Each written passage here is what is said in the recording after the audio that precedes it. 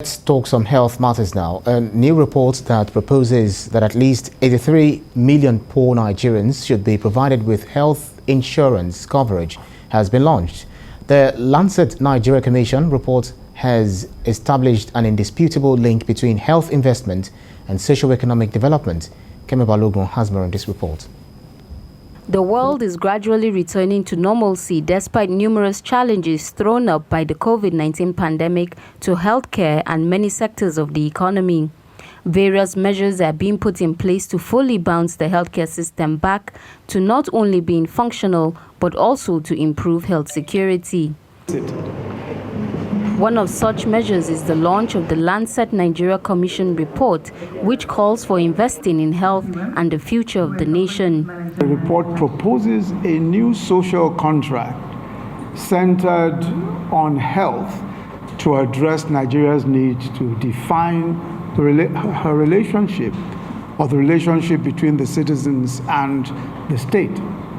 As we emerge from the pandemic and move on to recovery, we are very much aware of these challenges. Our growing population requires increased investment in health to achieve the desired goals of a healthy population.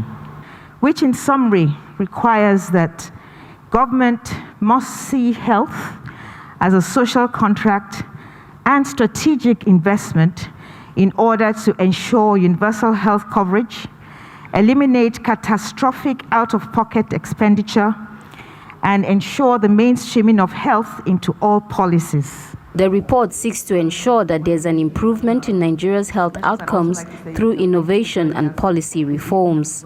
Nigeria's Vice President agrees that the report will improve Nigeria's health security outcomes, and the government will carefully consider recommendations not implemented yet. Of course, there's no way by which we can say that we've done enough or nearly enough. The challenges are there for us all to see. And I think the report underscores those challenges and, of course, puts all of the responsibility where it ought to lie. But we welcome innovation and fresh thinking to further improve Nigeria's health outcomes. The report presents analysis and evidence to support a positive and realistic health future for all Nigerians. Investment in healthcare will not only improve the health of all Nigerians, but it also has the potential of increasing the nation's GDP.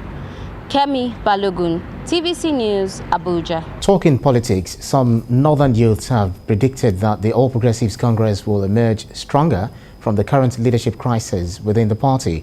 They spoke in Port Harcourt while reacting to the controversies trailing the build-up to the National Convention scheduled for the 26th of March 2022. Senior reporter Uche Okoro has more on this. The jostle for leadership positions in the All Progressives Congress at the national level has become a source of concern for some party faithful. Particularly, the dispute over the office of the national chairman is again raising concerns that the APC may be weakening its chances at the polls in 2023. Many Nigerians are also waiting to see the impacts that President Muhammadu Buhari's intervention would have on the situation. But for the South and Southeast Arewa youth group, there is no cause for alarm. The successful conduct of the APC National Convention would restore normalcy to the party. And the issue of this crisis lingering till 2023, I don't see it lingering till 2023. The crisis will naturally die immediately after the convention. The heat of the crisis and everything is due to this convention. Every bloc is trying to bring out, to make sure they bring out the national chairman from their own bloc. But we strongly believe by 26 to 27 of this month after the convention, this internal crisis will die naturally.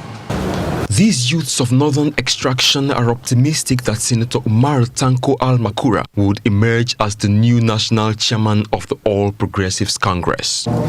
The group talked about the former governor's experience and credibility, two qualities that they insist are necessary for leading the APC. The history of the party, they say, supports their position. Among the three major political parties that form the APC, only the CPC are yet to produce a national chairman. We strongly believe now is the time for a national chairman. We strongly believe now is the time for a national chairman from CPC, and the most suitable and formidable person is Senator Umar Tanko Al-Makura. The South and Southeast Arewa Youth Group also rejected the idea of a consensus candidate for the position of national chairman, saying only an open contest would produce the best. Uche Okoro, TVC News, Port Harcourt. And in Ogun State, some members of the All Progressives Congress have declared their support for the re-election of the state governor, Dr. Abiodun. They are also calling on Lagos Senator Solomon Adiola to return to his home state to represent Ogun West at the Senate in 2023. The group, under the aegis of the Yayi Liberation Team, says members are pleased with the governance style of Governor Abiodun in the last 3 years. They noted that with a strong lawmaker like Solomon Adiola, popularly known as Yayi in the state, more developmental projects will be facilitated to the state, especially in Ogun West. They also embarked on peaceful walk across Ado-Duota area, calling on stakeholders to encourage the duo to yield their call. We want this achievement to continue for good 8 years. If we can achieve this within this short period of time, it means if we allow him to spend close to 8 years or more than 8 years, we can see more than this. We are also appealing to our executive governor of the state, Prince Dr. Abiodun MFR, to kindly please allow our son from Lagos State, which is the son of Ogun State, Yayi, to come and represent us in Ogun West. Between the whole Igbo in Ogun West, out of 100%, we are showing you 85%. Whatever it will give for Yayi to come and repeat what is happening in Lagos State, in Ogun West, if he needs 100%, we Igbos, we are showing you of 85%. And the Kwara State government has assured the Nigerian Labour Congress of its readiness to train workers for optimum performance.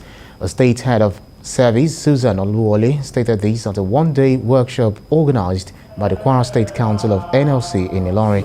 The head of service noted that the training is timely as it will afford the labour union's opportunity of imparting modern knowledge on its members, especially as it relates to different labour challenges.